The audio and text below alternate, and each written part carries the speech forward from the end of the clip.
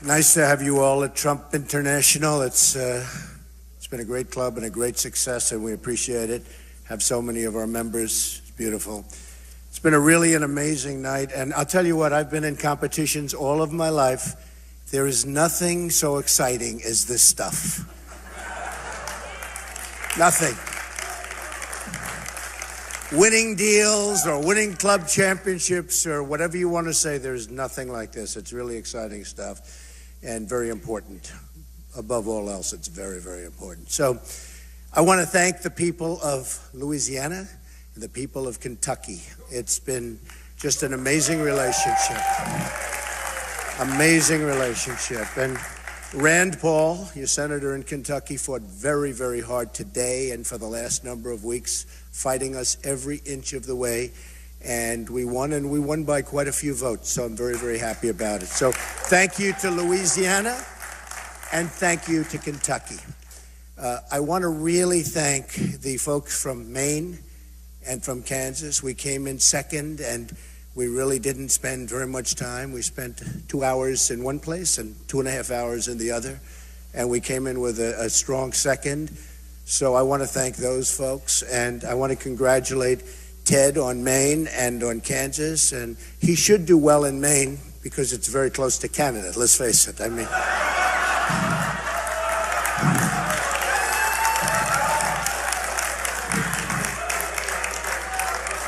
a lot of truth. I think Marco Rubio had a very, very bad night. And personally, I'd call for him to drop out of the race. I think it's time now that he drop out of the race. I really think so. I think it's probably time. You know, I don't think tonight he can get up and rant and rave and, oh, he did great. He comes in third. He comes in fourth. Every time he comes in third or fourth, he says, you got to be able to win. And he has not been able to win, and I think it's time that he drops out. I would love to take on Ted one-on-one. That would be so much fun because Ted can't win New York. He can't win New Jersey. He can't win Pennsylvania. He can't win California. I want Ted one-on-one, okay? So I think one of the reasons we did so well tonight and so strong is that we really had a good debate. I think we did very well. I was hit from every side, every angle that you could be hit from, very viciously actually, but I think we did very well in the debate. I do say this, we're marching along and I think we're doing very well in Florida. Today I was in Orlando. We had a group of at least 20,000 people. We had to send 10,000 people away. The place was packed and it was an amazing day. And I love the people of Florida. It's my second home. We're in Florida tonight. And I just want to thank Florida for being, it's just incredible. And I'm looking at the poll numbers. Even though I've never seen any human being hit with more negative commercials than I'm being hit with, I have to tell you. No human being should have to have $40 million spent on negative commercials. And despite that, we have a tremendous lead in Florida, and hopefully we're going to do very well. I think we're going to do very well in Ohio. I worked when I was a young guy at Swifton Village in Cincinnati, and I think that we're going to do fantastically in Ohio. I love that state. I love the people of the state. So hopefully we're going to do very well there. The biggest story in all of politics isn't even what's happening tonight and on Super Tuesday, but the biggest story is the tremendous outpouring of voters coming into the Republican Party. You're seeing what's happening.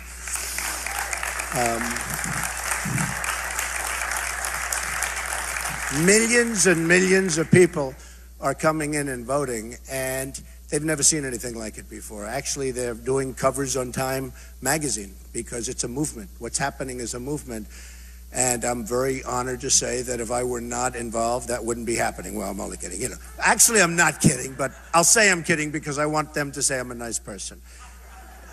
But you're talking about millions and millions of people, and we have a dynamic party, and as a party, we should come together and stop this foolishness. We have something, and I was thinking about it today for the first time. The establishment is very unhappy with the way things are going, and I can understand that, although I used to be part of the establishment. 7 months ago, before I decided to run, I was part of the establishment. But now I'm not part of the establishment. Once I announced I was running, they said, what's he doing? Why is he running? He's not supposed to be running.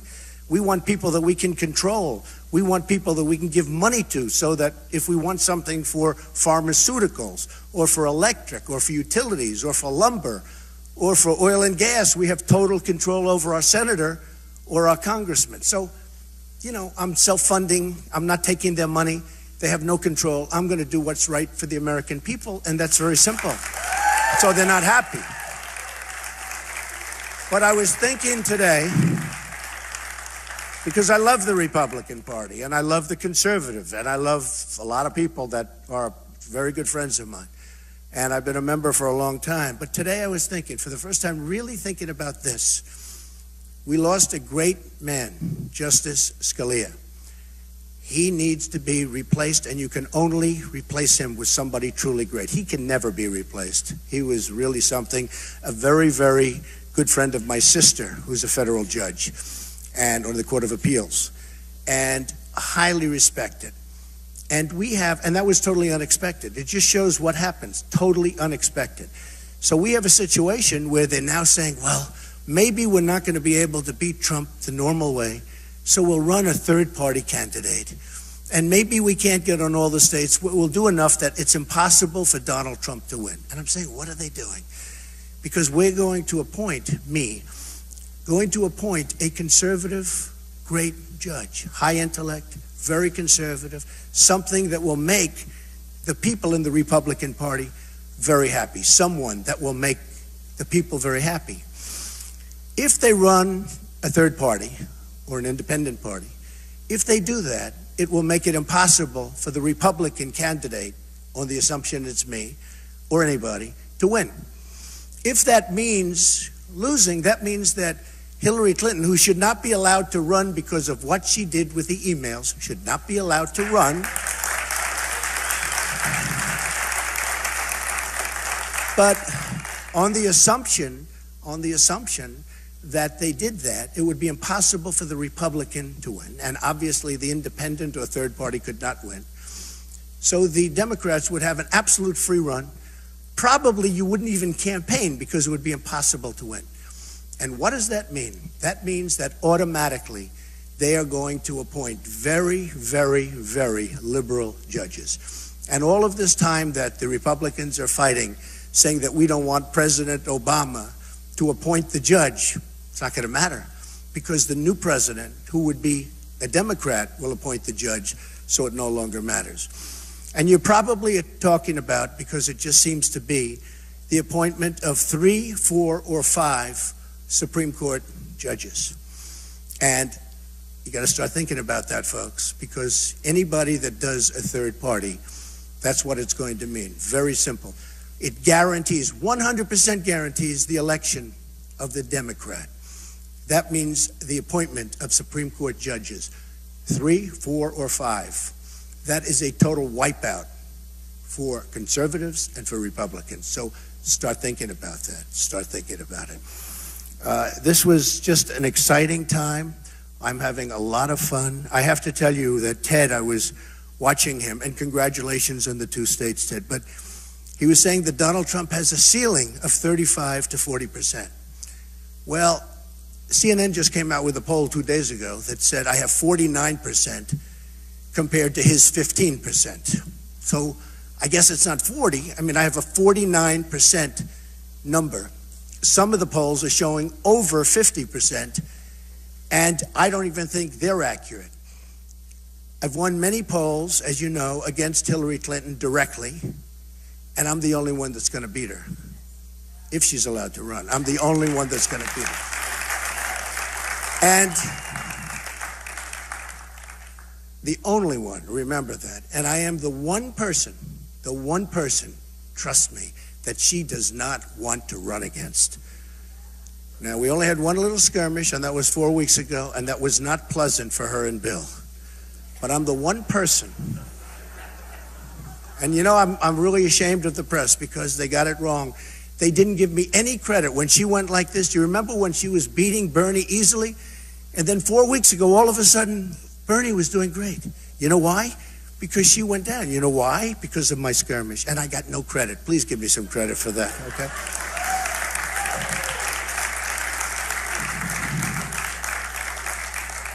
So I look forward to that race. And again, I haven't really done anything with Hillary. We haven't started on Hillary except for the one moment 4 weeks ago.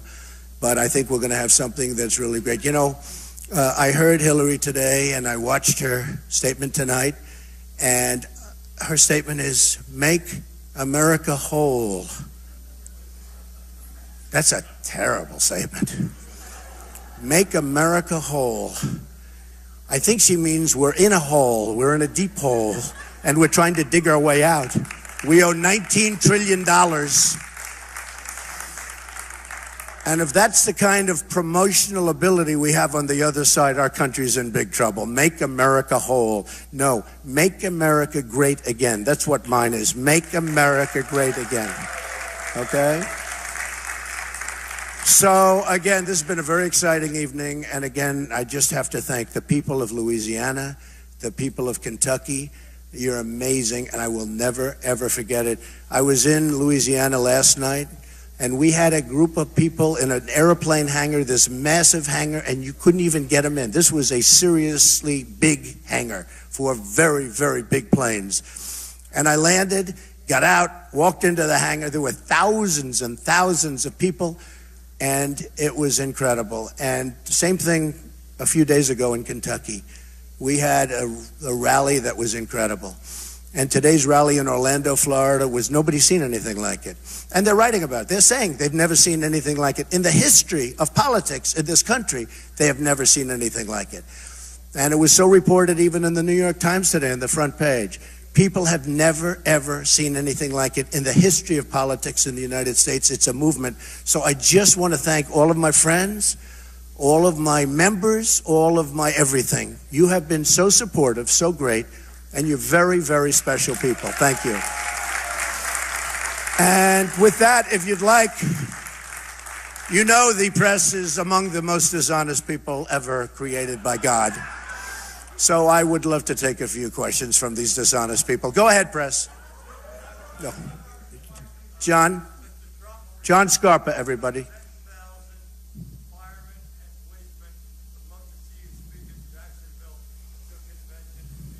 Okay, if I can do it, I'll do it, John. John Scarpa, everybody. Thank you, John. If I can do it, I'll do it. Yes, sir, go ahead.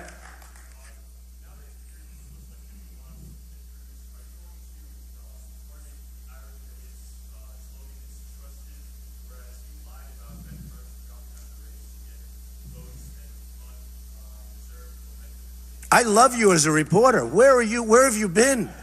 This is the greatest guy. Lion Ted. I call him Lion Ted. He holds up the Bible and then he puts it down and he lies. Okay, Lion Ted. I never saw a man that lied as much. Now, Lion Ted, no, what he did to Ben Carson was a disgrace. And actually me, because had he not gotten those Ben Carson votes, I would have won Iowa too. I would have had everything. So, no, Ted was, and what he did, frankly, when he did voter violation on a form that looked like it came right out of a government agency, voter violation, and the only way you get rid of the violation, essentially, is by voting and going and voting for Ted Cruz. Did you ever see this? And people did that because they were afraid. It was terrible. It was a very fraudulent thing, and he's done a lot of bad things. So Ben Carson's a great guy. He's a great, great guy, and I thought that was a disgrace, what he did to... He said, basically, that Ben Carson's out of the race. Come on, vote for me. And he knew it was happening. So one of those things. But I do think this. I do think that Ted is at least moving along okay. But Marco has to get out of the race. Has to. Because despite what Ted said, oh, do I want to run against just Ted. That will be easy. Okay, David, go ahead.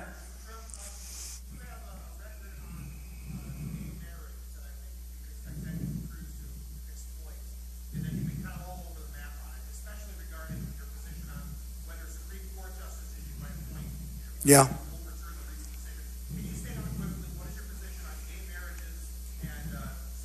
Well, I've made it very, very strong. We have policy on it, and I've said it very, very strongly. And I think you know it. And it's all done in a You know, I mean, how many times do I have to say it? It's like David, it's like, as an example, what is my position on 900 different things? I've said it 150 times. We're not here for discussing that, but everybody knows how I feel on it. Question? David, sit down, please. Sit down. David, sit down. You know my position. Yes, go ahead. Yes, John, go ahead.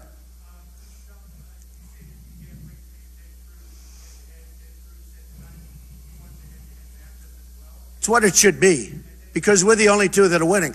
By the way, he keeps saying about, I am the one that beats Donald Trump. Well, I've been beating him almost 3-1. And on Super Tuesday, I got 1 million votes more than Marco and 500,000 votes more than Ted. That's a lot of votes. Okay, go ahead, John.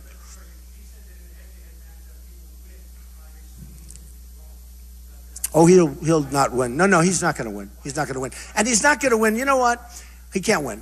And he's not going to win something else. First of all, I'd love to have a head-to-head matchup with him in Florida, as an example, and Ohio.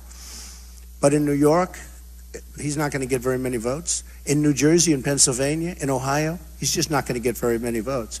So I would like to see it. I mean, I would like Marco to drop out from the standpoint that I think Marco, now look at how he did tonight. He's in third and fourth. And somebody was nice enough to say that even when I don't win a state, I always come in second. That's a big thing. Marco's come in fourth. So I think it's time for Marco to clean the deck. I do. And I say that respectfully. Yeah, because I wanted to go, and Matt's a great guy, but look, I wanted to go to Kansas.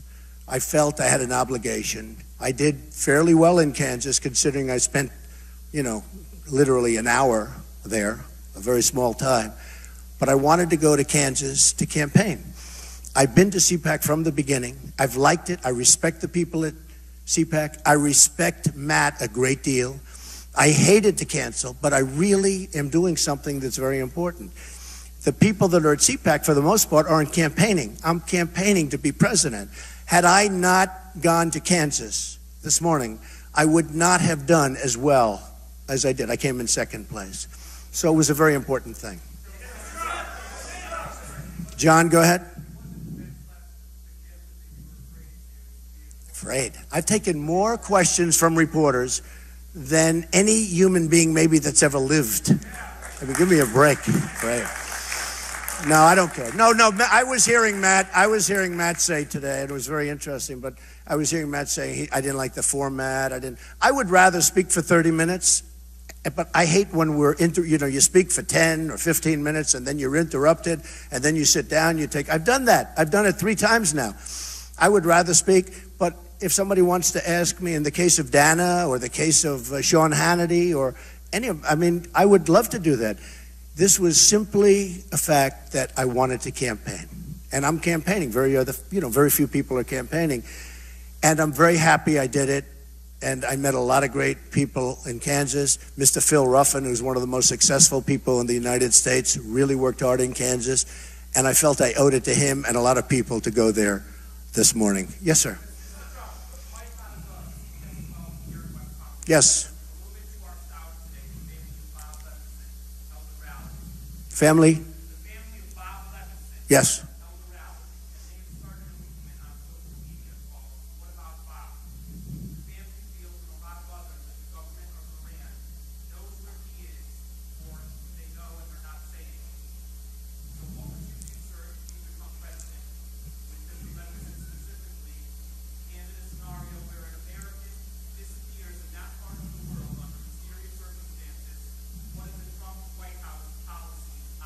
Well, we would want to get to the bottom of it. I think our weakness in dealing with Iran has been unprecedented. The fact that we gave them $150 billion and they're a terrorist state, the fact that they spent much of that money buying other than American products. As an example, as you know, they bought 118 massive airplanes, very large airplanes from Airbus, not from Boeing, not from anything having to do with this country. They spent a lot of their money all throughout Europe, and they spent it in Russia buying missiles. They gave us nothing. I will get down to the bottom of that. I think it's a disgrace. Please give his family my regards. I think it's a disgrace. I think they know where he is, one way or the other. I think they absolutely know where he is. And if I'm elected president, I will get to the bottom of it, okay? Go ahead.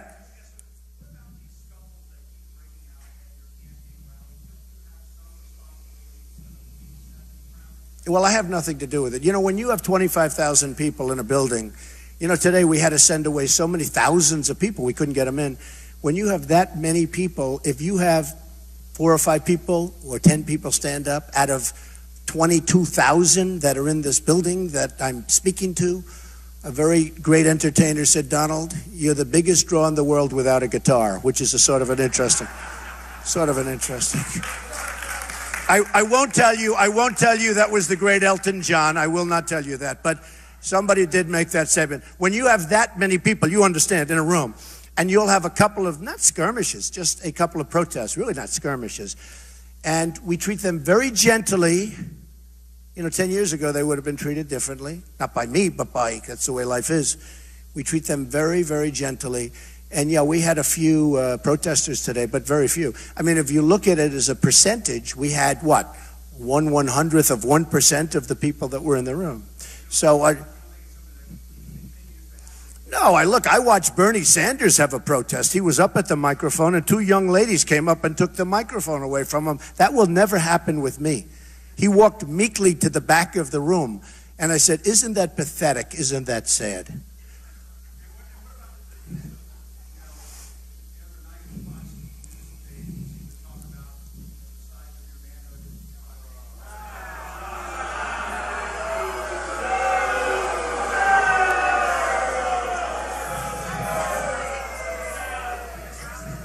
Yeah, well, I mean, this is the problem with reporters. Look, just so you understand, not me. Somebody else, Marco brought it up. And do you notice? Okay, now look, you look at what happens to Marco. No. Let me tell you, I didn't bring it up. Excuse me. Somebody else said, Donald Trump has small hands. So I said, small hands?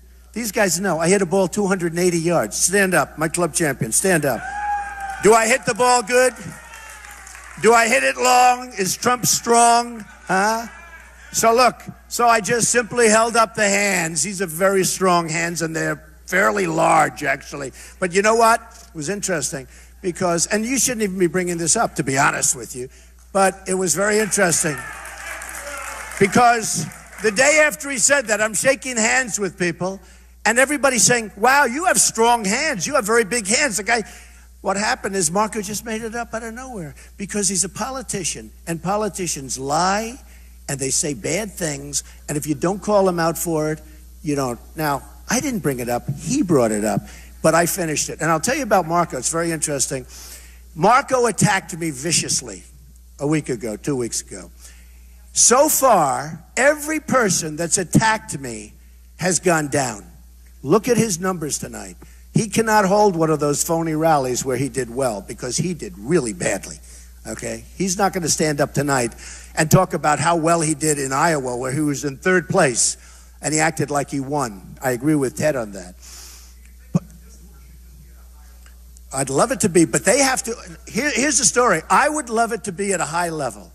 I will be the most presidential candidate in history other than Honest Abe Lincoln. He was very tough to beat, okay?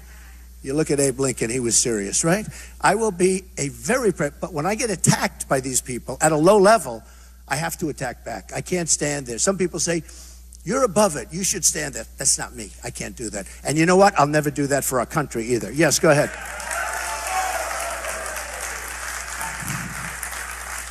Okay, go ahead.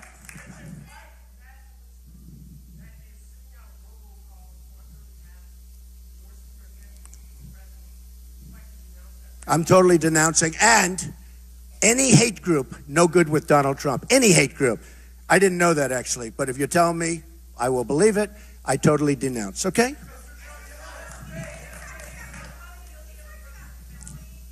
Boeing? Yeah. I will help the party fundraise, yes. I will help the party fundraise. I'm not looking for funds for myself. I'm totally self-funding my campaign, but I will absolutely help the party fundraise. But I don't want any money for myself. Okay, yeah, go ahead. No, I'm not. I think we'll win before the convention. I think we'll win before. You know, I sponsor a lot of sporting events, and the fighters have a great expression. When they go into a city or a town where it's an unfriendly town, but they think they're going to win, they say the only way we guarantee victory is to knock them out. The way I guarantee victory is to get enough delegates so that I don't have to worry about it. And I think, if you think about it like the prize fighters do, that's called a knockout. And, we're on our path to do that. We think we're going to do very well in Florida. We think we're going to do very well. And we got the two big ones. Don't forget, Louisiana and Kentucky tonight were the two big ones. Maine, we did well in Maine, really well in Maine, but it was much smaller than Louisiana, Kentucky. Kansas was also smaller, and we came in second in both. But we won Louisiana and Kentucky. They were the big ones, okay? Go ahead. Yeah.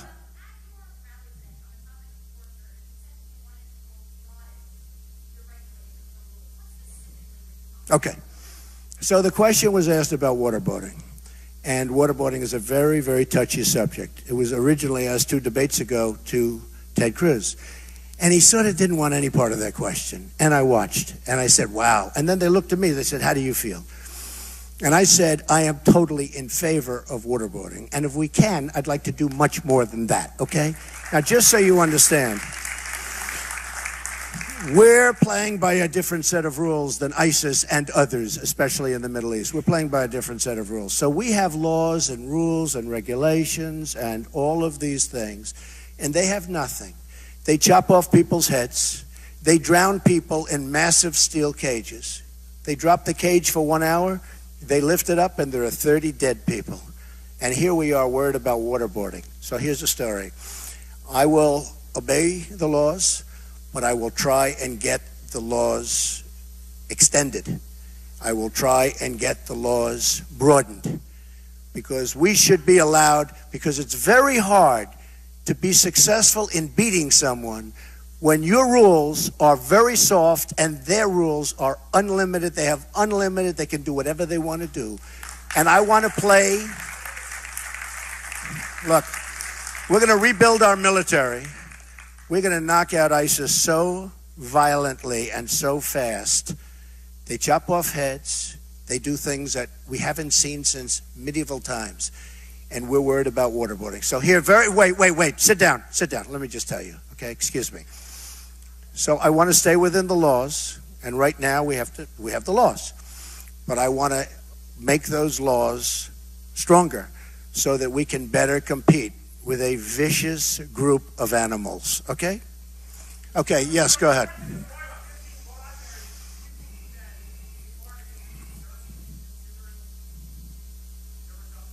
I think we're going to do great. I think we have a 20-point lead or something like that in Florida. Go ahead.